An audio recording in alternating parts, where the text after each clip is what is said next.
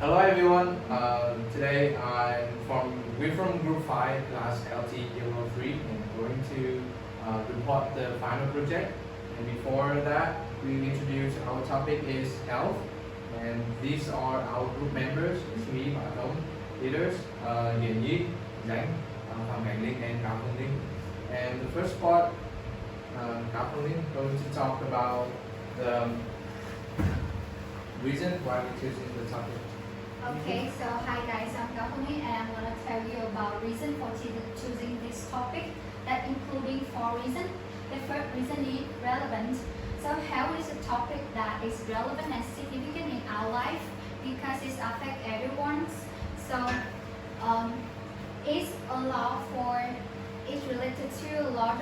Is if you studying this can provide a valuable insight of valuable is into understanding of various aspects in well-being, medical term and healthcare. So the second reason is broad scope. So the topic of health encompasses a wide range of subtopics and area of study. So like it's so studying this can allow for explorations of medical term system, treatments and healthcare factors and much more. And the third reason is language use because health-related language is used in everyday communication, media and professional context. So studying this can have English learners got a deeper understanding of how language is used for medical health-related work and which is useful for language learner and researchers.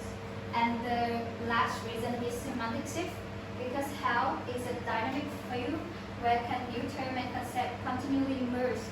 So that really studying this can reveal some interesting aspects of semantic shift like evolutions of the medical terms or the change in the meaning of health-related word over time. And the next part will be presented by Phan Bạc Thông.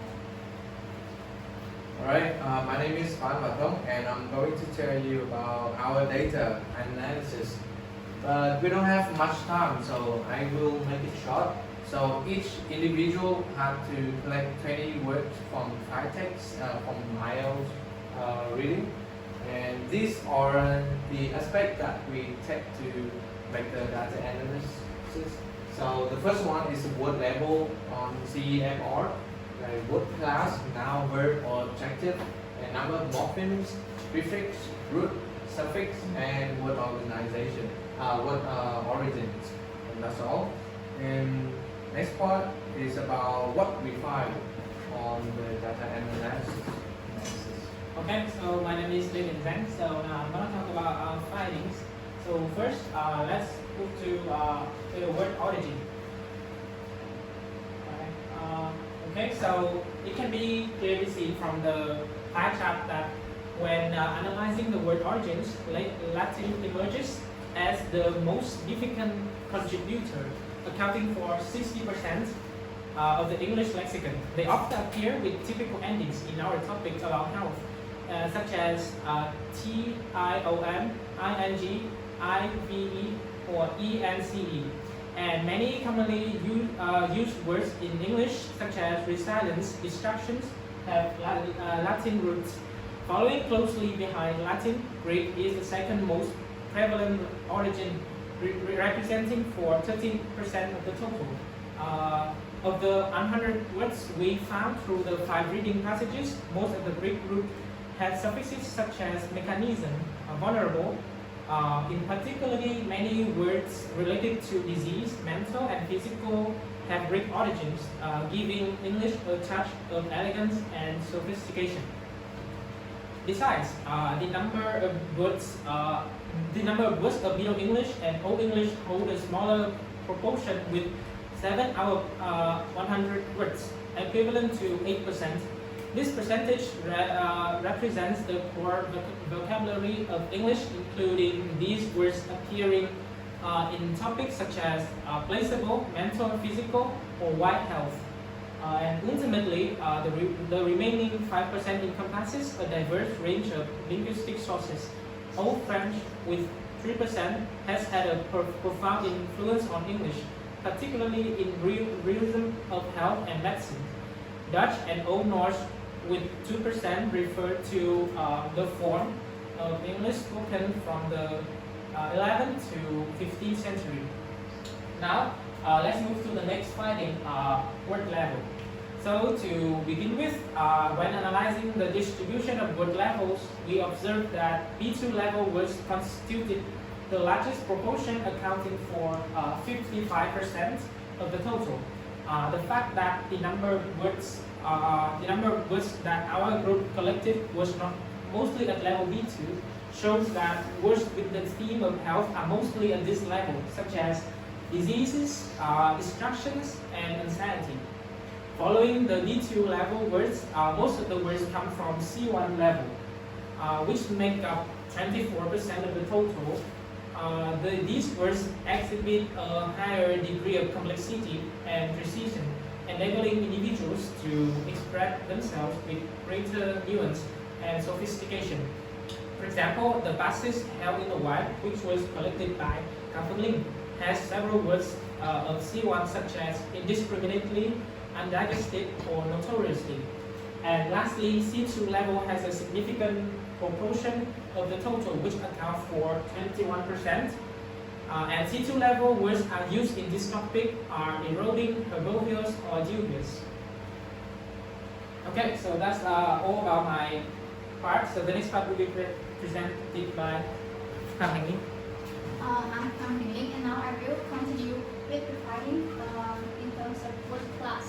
And it can be seen from the pie chart that the noun dominate the distribution of the different word type, and present the largest category, accounting for 60% of the total. And they often have the typical ending like ance, tion, sion, ment,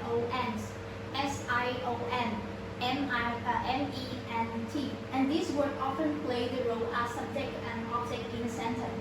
And for we now, adjective make up for 21% of the data set, and they enhance the specificity and detail of the noun they accompany, and it helps us to express qualities, characteristics of the words. And they often have the typical ending like ible in incredible, or al in identical, or old use in ambitious. And about verb constitute 15 of the total. And last but not least, adverb is smallest category, still present at a small portion of the overall distribution, and it stands at 4%. And they often have typical ending weekly, like broadly, globally. And however, it's important to note that there are several adjectives for now also have ending weekly, such as powerfully. And next, according to the bar chart about the word morphemes, the most common morpheme among the option is 3 morphemes, and which account for 42% of the total. And this shows that the structure of this word is very diverse, and it helps reader and learner improve their English skill. And the 2 morpheme is the second most frequent as 40%. And the 4th morpheme has a lower occurrence with 12%, and followed by the 1 with only 4%. And overall, the distributions get a skew toward the 2 and the 3 morpheme, while these 1 and 5 morpheme are rare occurrence. And the next part will be presented by Denny. Okay, so I will tell you about some interrogation as well as the suggestion for any language learner. We know that knowing which word to use and very important, how to being a strong communicator and building vocabulary way to improve communication skills. And here are some suggestions for English learner on how to improve vocabulary. Firstly, learners should equip themselves with a strong vocabulary foundation, which can be helped by understanding the root word. Many words have a common root and a prefix or suffix that help to determine what the meaning might be.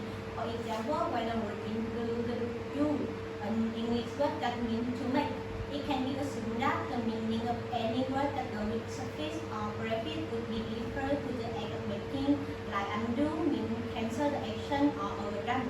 Secondly, practice makes perfect. New words won't stay long in our long-term memory if learners don't use them often.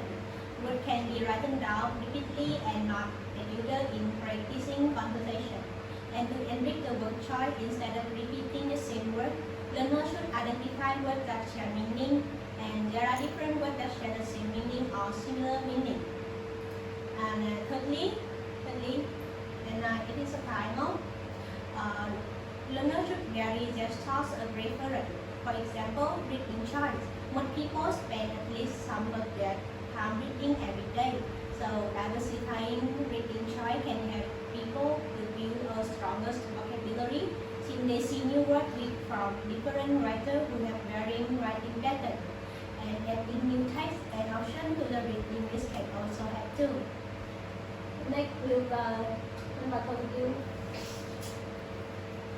Okay, this is my part. My name is Tong. I'm going to talk about the implication and suggestions for teachers of English and users of English in other jobs such as like translation or interpretations. So the first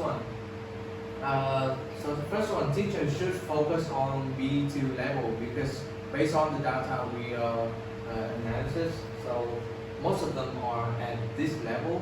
And so this is the reason why we have to focus on B2. It's considered an important proficiency level, and it could be great benefit learners in their overall language development.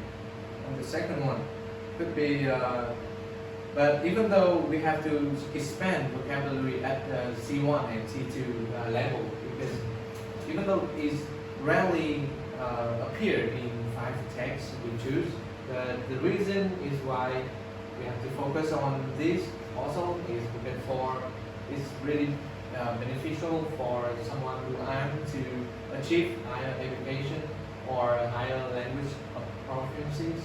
And the second one would be for the purpose of understanding the conversation fully. And so to do that, teachers should include in their teachings some authentic text, article or literature that is for learners to learn more abstract and general vocabulary at this level. The third one could going to be encourage extensive reading, as we know that our students like less reading at home, so this is really important for them. It's providing access to the wide range of material, including book, article, blogs, or magazines, so they can see how people use this word. And the next suggestion is also related to the previous one. So this one is like with authentic materials such as video or article or postcard. By doing this way, learner can understand deeply in the context and put the vocabulary in the long-term memories. And that's all. This is the end of our presentation, and these are references to the 5 texts we choose from reading IELTS. So thank you for listening, and bye bye.